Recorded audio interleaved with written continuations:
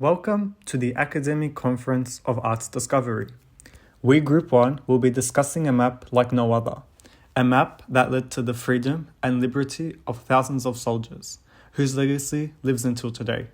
We Group 1 invite you all to listen and take part in this experience, as we not only relive history, but make meaningful connections between the past, present, technology, and diversity. Before looking into the mapping program further, it's important to understand the history of the M19, the mission it was assigned, how it was organized, and the overarching ideology that guided its approach to evasion and escape.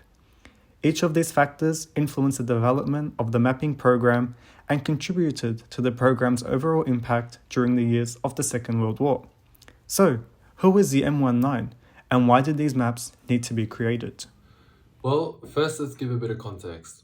World War II mainly saw the Allied forces of Britain, France, the United States, and the Soviet Union combating against the Axis powers of Germany, Italy, and Japan. At the beginning of the war, a large number of British and Allied airmen and soldiers were shot down and captured as prisoners behind enemy lines.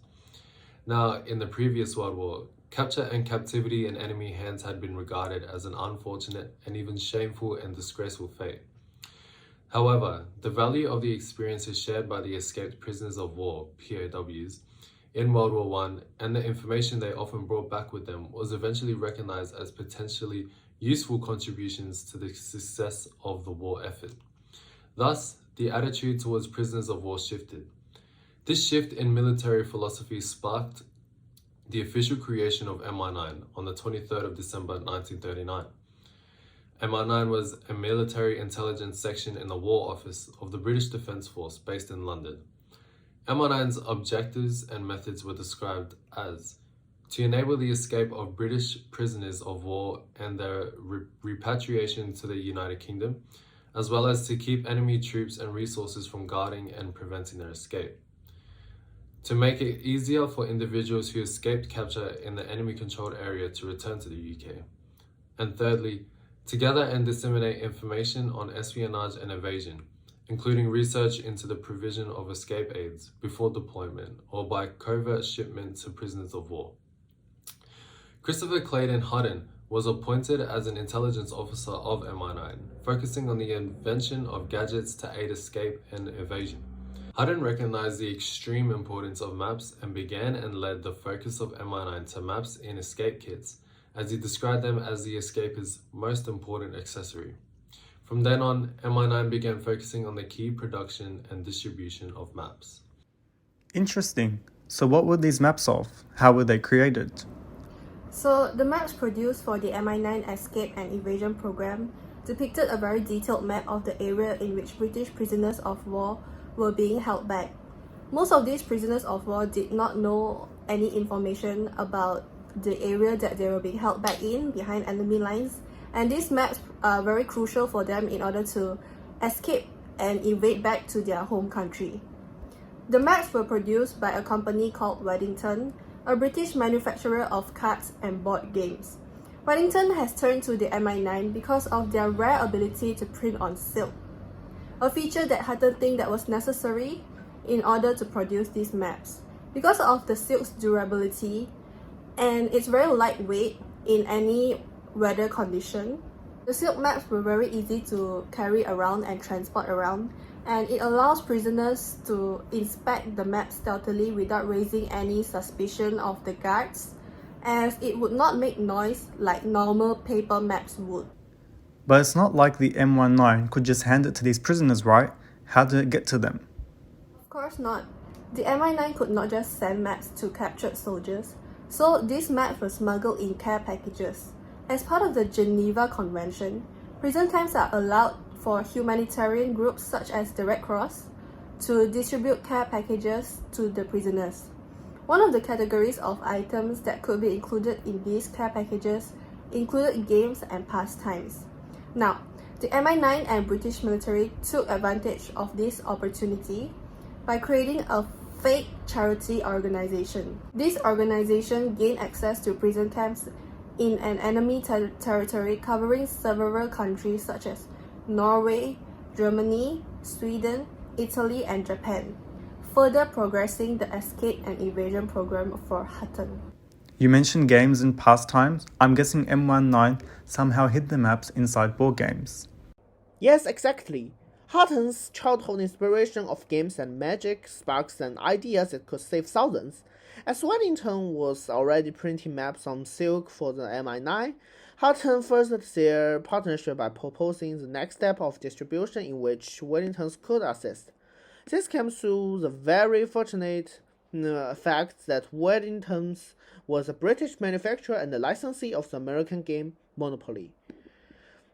Hutton saw this as an opportunity to create specially made board games in which escape instruments such as compasses, souls, money in the local currency, and of course the silk map could be hidden inside the game and distributed to prisoners of wars.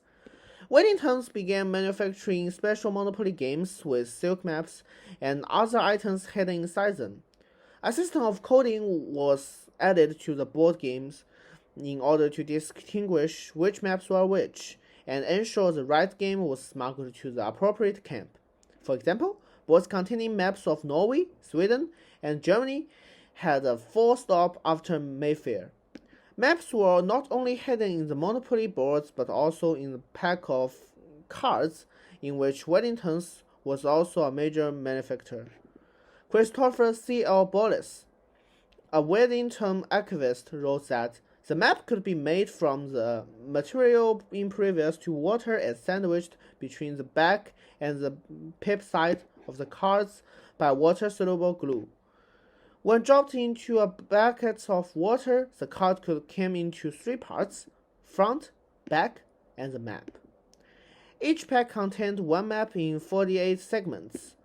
The four aces contained a small-scale map of Europe, and the Joker held the key or map legend. These indigenous ideas from Hutton were delivered under the disguise of care packages to the prisoners' camps, where British prisoners of wars waited, ready to escape. Very impressive. So maps were distributed to many prisoners in many countries. I can imagine there were quite a few maps produced, right? Have a guess. A few thousand? Much more. At least 243 maps were produced by MI9. However, more than 1.75 million copies were printed. Over half of them were distributed ahead of Operation Overlord, codenamed for the Battle of Normandy, which saw the Allied forces retain German-occupied Western Europe in 1944. So many maps. If that many were printed, surely they had some sort of impact on the World War. We are looking at a map of Japan here and can see the diversity and scope of the escape and evasion program implemented by Hutton. I wonder how much of the Allies' victory depended on M19 because the sheer scale of it alone is incredible. Yeah, very incredible, and of course resulted in MI9 having great success in aiding the escape of many POWs. The first example shows the escape of perhaps one of the most well-known personalities to emerge from World War II, Henri Neve, who followed one of the principal escape routes out via Switzerland. Neve, having successfully escaped, advised Hutton to send advance notification to the camp so that the storerooms could be broken into and packages extracted. The plan was successful and allowed Hutton to greatly up the production and distribution of escape kits containing maps hidden in a variety of disguised items, including bulkier forms of technologies such as typewriters, record players, and wireless sets. The sheer volume of escape kits sent into prison camps helps to support many successful escapes. The MI9's map was the tool crucial for the process of escape from Japanese prison camps. The POWs had gained a lot of valuable information about the Japanese army, such as the distribution of their military forces. These maps helped people understand more about escape routes so that they could do what was expected from them, gather intelligence, and then plan an escape. With the help of the information provided by these prisoners of war, the Allied forces could map out favorable strategies for the war against the Japanese army.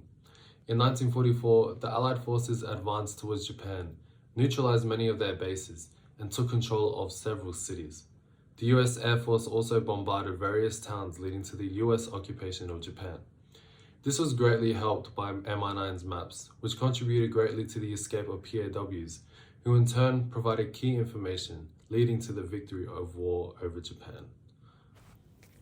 Outside Japan, these silk maps were also providing valuable across many countries where prisoners found themselves captive. According to the M19 statistics from the end of the war, the escape route out of Japan and into Switzerland was not only one of their targeted routes, but one of their most successful. The total number of successful escapes through Switzerland was 5,148, accounting for nearly 20% of all escape routes from the enemy-occupied territory. Another example of escape routes are the Battletic ports, one of M19's advised escape routes in France. The bulletin made it apparent that this was the most effective way to get out of the occupied Europe and into neutral Sweden. For many escapees and invaders, Sweden proved to be the most successful route home.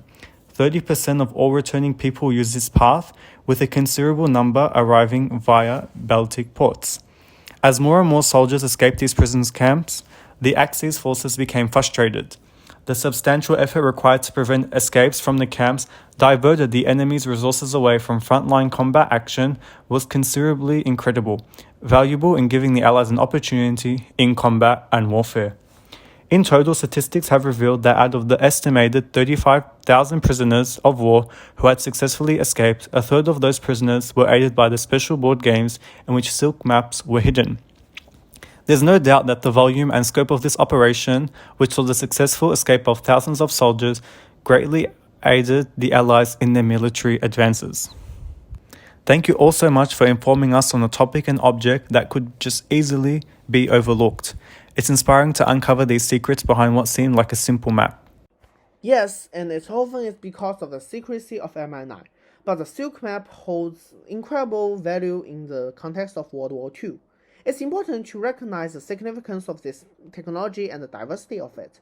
So our researchers were able to observe and explore new future themes such as technology and diversity that connect to this historical object of MI9 silk map. The ingenious invention manufactured by Wellington and Hutton speak volumes on the use of technology during World War II.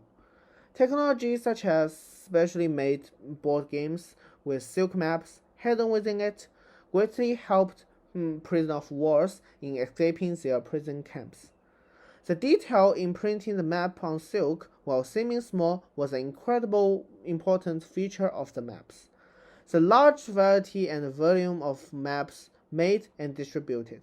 Hutton was able to save soldiers in a number of countries including Japan because of the diversity of maps and escape technology, each made for a specific geographic area.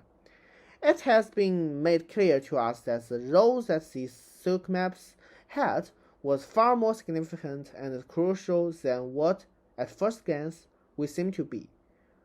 Silk maps, such as the map of Japan, which is the center of our research, not only aided in the escape of prisoners of war, but boosted the morale of British forces.